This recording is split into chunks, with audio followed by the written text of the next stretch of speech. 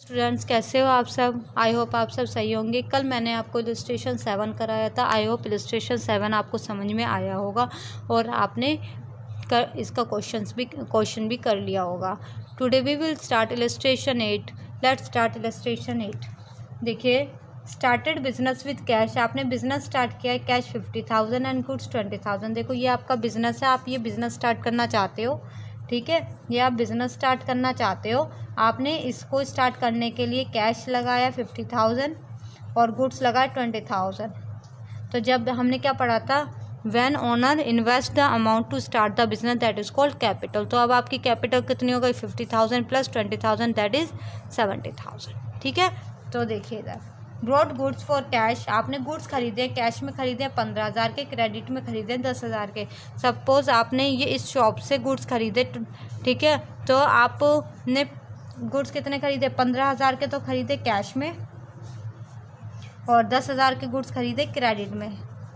तो total goods कितने के खरीदे आपने, 25,000 के, ठीक है। अब इसमें ये देखिए, अब ना आपने 25,000 के गुड्स खरीदे तो आपके पास ना कैश था सिर्फ 15,000। तो आपने शॉप वाले को बोला कि 15,000 तो आप कैश ले लो और 10,000 रुपये आप बाद में ले लेना, उधार लिख लो इन्हें, ठीक है।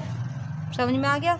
इसके बाद है गुड्स कॉस्टिंग 24। गुड्स थे आपके 24,000 के, वो आपने सोल्ड किए प्रॉफिट 33 1/3% पर, ठीक है। And half the payment received in cash. और आधी पेमेंट आपको किस में रिसीव्ड हुई है, कैश में। ये आपके लिए एक नया पॉइंट है। Purchase furniture for office use 6,000 and for house hold use of Sudhir 4,000। Sudhir ने फर्नीचर खरीदे हैं। फर्नीचर में फॉर एग्जाम्पल आपने सोफ़ा खरीदा है, ठीक है।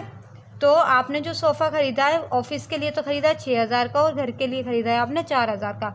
जो आपने घर के लिए खरीदा है ये आपकी क्या हो गई बच्चे, ड्राइंग, क्योंकि बिजनेस का घर से कोई लेना देना नहीं है। तो क्वेश्चन देखते हैं अब, सॉल्यूशन। देखो, started business with cash 50,000, goods 20,000। तो कैश कितना आ गया आपके बिजनेस में, 50,000, स्टॉक 20,000 और कैपिटल 70,000। इक्वेशन बना लोगे आप। इसके बाद है second, brought goods for cash. आपने गुड्स खरीदे कैश में 15,000, क्रेडिट में 10,000। तो मैंने आपको यहाँ पे अभी बताया था, आपने गुड्स खरीदे हैं कैश में 15,000 और क्रेडिट में 10,000। तो टोटल गुड्स कितने आए हैं आपके पास, 25। तो 25 तो क्या कर दोगे, स्टॉक में ऐड कर दोगे। गुड्स खरीदे तो 15,000 क्या गए हैं कैश और 10,000 आपके क्या क्रिएट हो गए, क्रेडिटर, क्योंकि आपने उधार में खरीदे हैं, ठीक है। इसके बाद goods costing 24,000 sold at the profit of 33 1/3% and half the payment received in cash. और आधी पेमेंट आपको कैश में रिसीव हुई है। फॉर एग्जाम्पल ये पेन है, ये आपका जो पेन है ये 20 रुपीज़ का, ठीक है। 20 रुपीज़ का पेन है और आपने ये 50% क्या है, प्रॉफिट पे सोल्ड कर दिया। तो हम पहले ये देखेंगे, ये पेन 20 का, तो इसका 50% बनता है कितना है, 10 रुपीज़। तो यानी कि 20 रुपीज़ का तो ये पेन है और 10 रुपीज़ प्लस आपने प्रॉफिट में बेचा, तो आपने कितने का सोल्ड किया, 30 का, ठीक है। तो ऐसे ही 24,000 के गुड्स थे, ठीक है। और आपने ये कितने के प्रॉफिट पे सोल्ड किए, 33 1/3। तो इसको सिंपल फॉर्म में बना लो। तो 33 3 × 33 99, 99 + 100 यानी कि 100/3। तो 1/100 आ जाएगा, क्योंकि परसेंट है तो 100 आ जाएगा। तो 100 से 100 कट कर दोगे, ठीक है। और 3 8 = 24। तो यानी कि आपका कितने प्रॉफिट पे सोल्ड किए, 8,000। तो 24,000 प्लस 8,000 तो कितना हो गया, 32 टोटल। यानी कि आपने गुड्स कितने के सोल्ड किए, 32। अब इसने बोला 32 में से हाफ पेमेंट, यानी कि हाफ कर दोगे इसका, तो यानी कि कितने हुए, 16,000। हाफ पेमेंट तो आपको कैश में रिसीव्ड हुई है, तो बची कितनी हाफ पेमेंट, तो वो किस में अभी भी क्या है, क्रेडिट। यानी कि ये आपने उधार में सोल्ड किए तो आपके क्या क्रिएट हो जाएंगे, डेटर्स, ठीक है। तो देखिए इधर 16,000 कैश आएगा, उसमें ऐड हो जाएंगे। 24,000 के गुड्स थे, क्योंकि वो 24 के थे ना कॉस्टिंग, और 16,000 के डेटर क्रिएट हो जाएंगे। और प्रॉफिट कितना है, 8,000, तो वो कैपिटल में ऐड हो जाएगा। दोबारा बता रही हूँ इस वाले पॉइंट को। टोटल गुड्स थे 24,000, आपने वो 33 1/3% मिक्सड फॉर्म में, सिंपल फॉर्म में बना लोगे तो ये आ जाएगा 100/3 × 1/100, क्योंकि परसेंट लगेगा। तो यानी कि प्रॉफिट कितना आ गया, 8,000। तो 24,000 + 8 तो आपने कितने के गुड्स सोल्ड किए, 32,000 के। 32,000 में से आधी पेमेंट आपको कैश में रिसीव्ड हुई यानी कि 16,000। 32 में से जब आधी पेमेंट आपको कैश में रिसीव्ड हुई है तो आधी किस में, अभी उधार। जब आप उधार में कोई चीज़ सोल्ड करते हो तो आपके क्या क्रिएट हो जाते हैं, डेटर्स क्रिएट हो जाते हैं। तो यानी कि 16,000 आपको कैश में आ जाएंगे, 16,000 डेटर में। स्टॉक कितने का था आपका, 24 का, माइनस कर दोगे और 8,000 का प्रॉफिट कैपिटल में ऐड हो जाएगा। नेक्स्ट, फर्नीचर परचेज किया आपने ऑफिस के लिए 6,000 और घर के खर्चे के लिए 4,000। जो आपने देखो दोनों को अलग अलग कर लो बेशक, ठीक है। फर्नीचर जो आपने ऑफिस यूज़ के लिए ख़रीदा है तो देखो कैश में क्या होगा, कैश लेस हो जाएगा 6,000 और फर्नीचर के आ जाएगा आपका असेट 6,000, ठीक है। और अब घर के खर्चे के लिए करोगे तो 4,000 कैश में से भी लेस होगा, ठीक है, और 4,000 आपका कैपिटल में से लेस होगा, इसलिए यहाँ पे टोटल कितना लगा है, 10,000।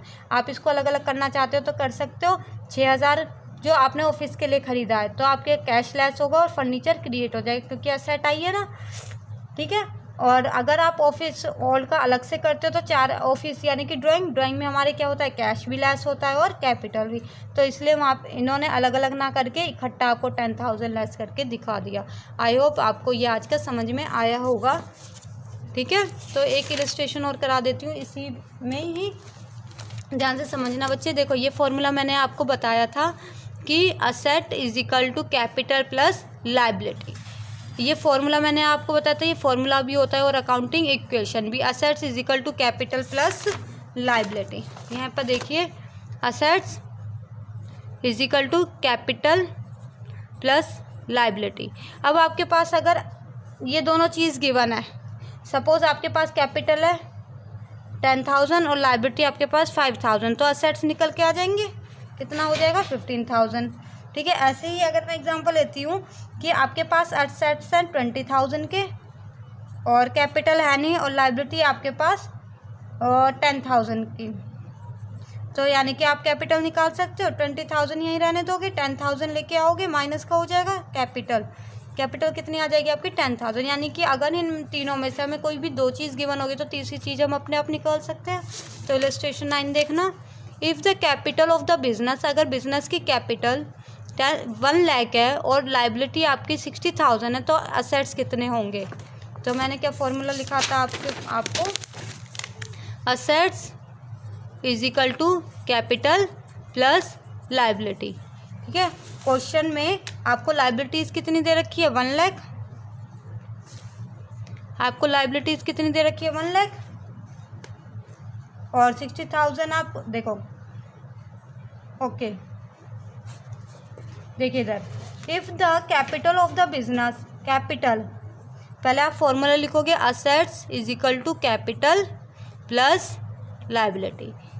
If the capital of a business, अगर बिजनेस की कैपिटल 1 लाख है तो कैपिटल कितनी हो गई, 1 लाख, एंड आउटसाइड लायबिलिटी, और लायबिलिटी है आपकी 60,000, तो calculate the total assets of the business. तो बिजनेस के टोटल असेट्स कितने होंगे, दोनों को ऐड कर दोगे तो कितना हो जाएगा, 1,60,000। क्योंकि मैंने क्या बताया था, जो बिजनेस में पैसा लगता है ओनर का पैसा होता है जिसको हम कैपिटल बोलते हैं, और कुछ बाहर का पैसा होता है यानी कि आउटसाइड लायबिलिटी का पैसा होता है। तो इन दोनों के पैसों से बिजनेस की क्या खरीदी जाती हैं, असेट्स, ठीक है। ये आपको आई होप ये समझ में आया होगा आपको। आई होप आज की वीडियोस आपको समझ में आई होगी, और अगर आपको कोई भी डाउट है तो यू कैन कॉल मी और मैसेज मी। और जो क्वेश्चन मैं आज से आपको दूंगी करने के लिए वो आप मेरे को सॉल्व करके दिखाओगे पर्सनली, मेरे पास मेरे कॉन्टैक्ट पर सेंड करोगे, अदरवाइज़ आपकी एब्सेंट शो होगी।